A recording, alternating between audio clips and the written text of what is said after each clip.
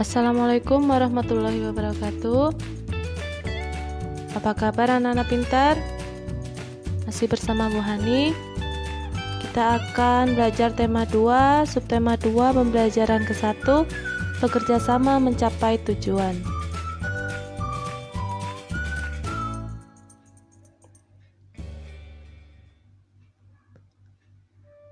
Setelah proklamasi kemerdekaan Indonesia pada tanggal 17 Agustus 1945, seharusnya bangsa Indonesia telah merdeka dan terbebas dari segala bentuk penindasan serta penjajahan. Namun, kenyataannya tidak demikian. Bangsa Indonesia masih perlu berjuang mempertahankan kemerdekaan Indonesia. Mengapa? Ayo kita cari tahu. Sekarang kalian baca perjuangan mempertahankan kemerdekaan Indonesia. Setelah proklamasi kemerdekaan Indonesia 17 Agustus 1945, bangsa Indonesia ternyata masih terus berjuang mempertahankan kemerdekaan Indonesia dari gangguan bangsa asing yang datang, seperti dari pemerintahan Belanda. Pasukan Belanda kembali datang ke tanah air. Kedatangan ini disambut dengan berbagai bentuk perlawanan oleh bangsa Indonesia. Sehingga sejak tahun 1945 sampai 1950 telah terjadi berbagai macam pertempuran di berbagai daerah antara pihak Indonesia dengan pihak Belanda yang dibantu oleh pasukan Inggris.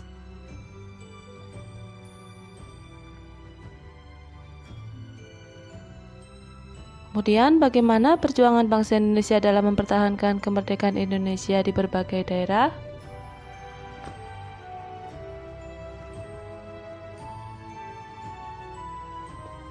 Sekarang kita baca Pertempuran Surabaya.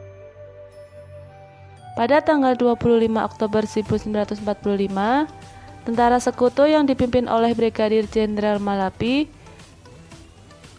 tanggal 27 sampai 30 Oktober 1945, terjadi kontak senjata antara para pemuda Indonesia dengan pasukan Inggris. Dalam pertempuran ini, pasukan Inggris dapat dipukul mundur.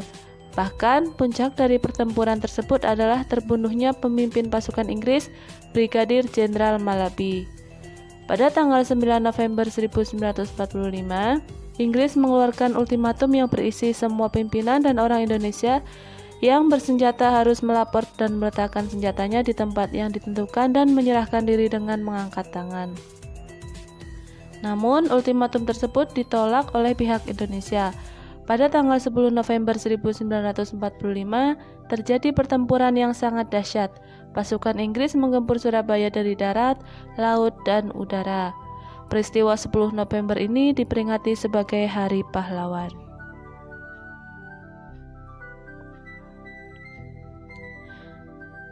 Selanjutnya, kita isi peta pikiran, yaitu dengan pertanyaan 5W1H. Apa yaitu tentang pertempuran yang terjadi di kota Surabaya. Kemudian mengapa? Karena Inggris memberikan ultimatum agar pimpinan dan orang bersenjata harus menyerahkan diri.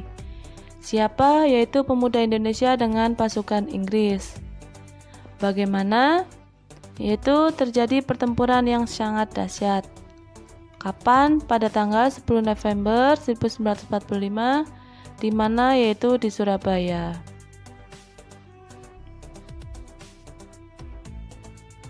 Selanjutnya, tugas pertama yaitu buatlah tulisan menggunakan kata-kata sendiri tentang pertempuran Surabaya berdasarkan peta pikiran yang telah kamu buat.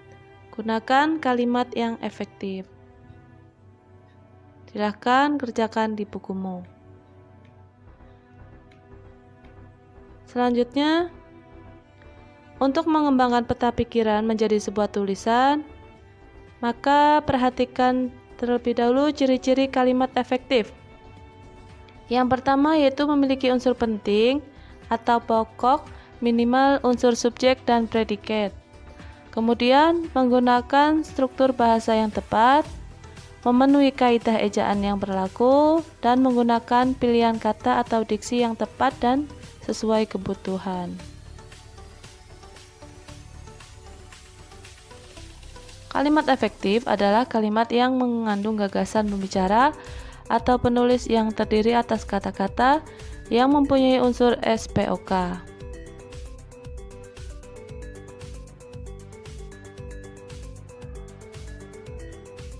Selanjutnya, apa makna yang kalian petik dari upaya mempertahankan kemerdekaan dalam pertempuran Surabaya? Yang pertama yaitu kita tidak boleh mudah menyerah. Kemudian, harus mau rela berkorban untuk negara, harus gigih dan semangat dalam berjuang. Kemudian, persatuan dan kesatuan sangat penting dalam mempertahankan kemerdekaan.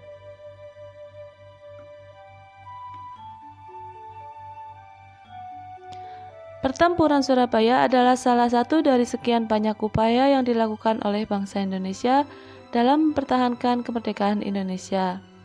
Masih banyak perjuangan lain yang dilakukan di berbagai daerah, misalnya Pertempuran Ambarawa, Pertempuran Medan Area, Bandung Lautan Api, agresi militer Belanda I, dan agresi militer Belanda II. Silahkan kalian boleh mencari supaya kalian lebih mengerti.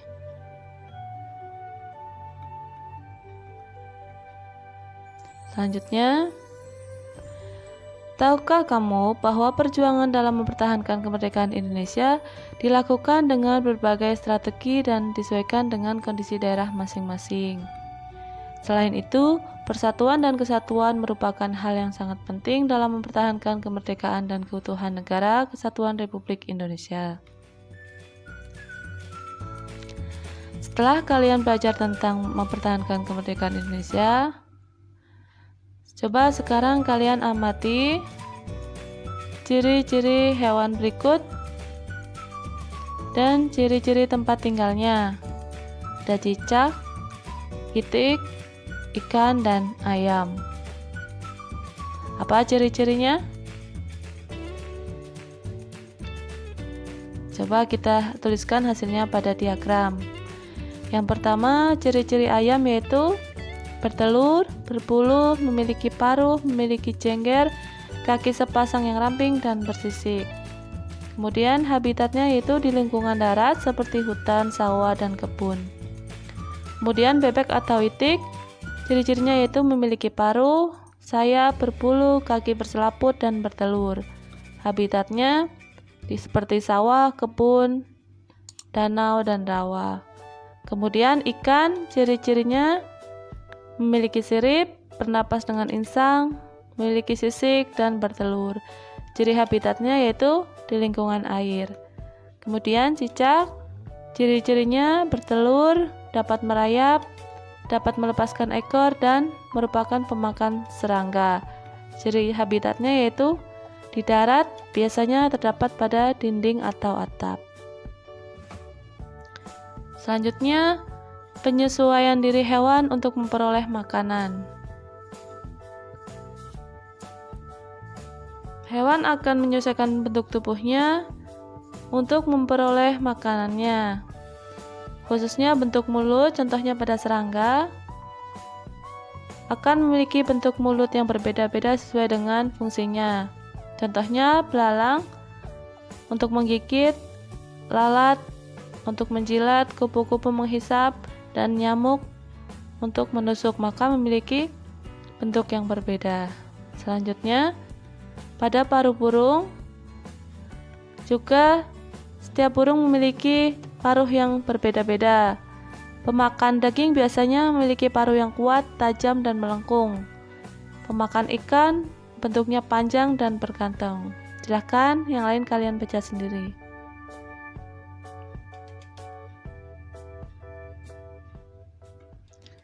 Selanjutnya, untuk kaki burung juga memiliki bentuk yang berbeda-beda.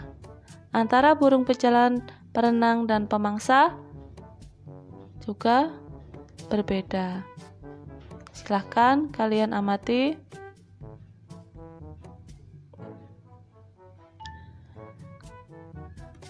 Selanjutnya,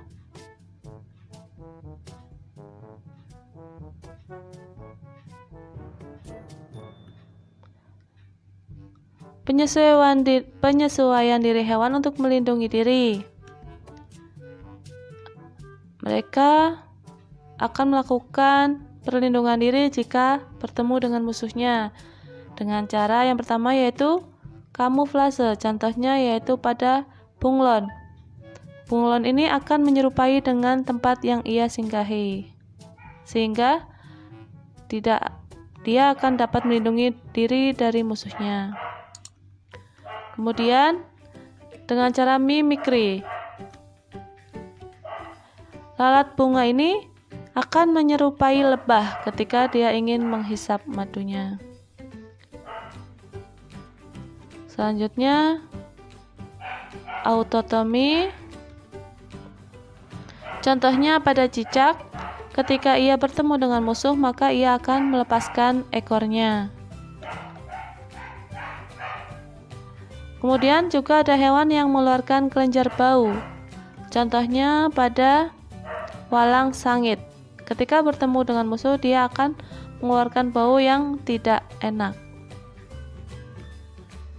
Kemudian dia juga ada hewan yang bisa mengeluarkan bisa dan sengat.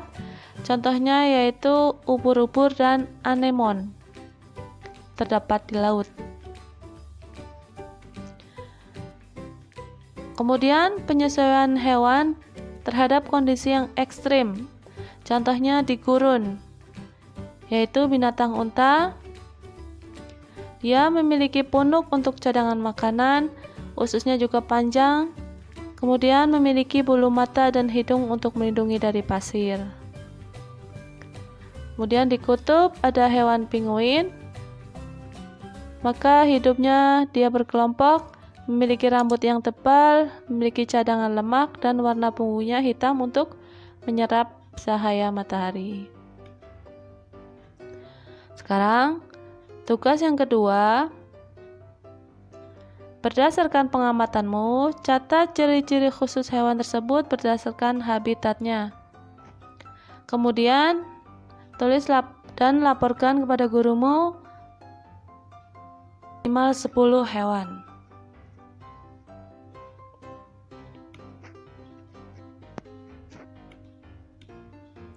Terima kasih, sampai di sini. Semoga kalian mengerti. Wassalamualaikum warahmatullahi wabarakatuh.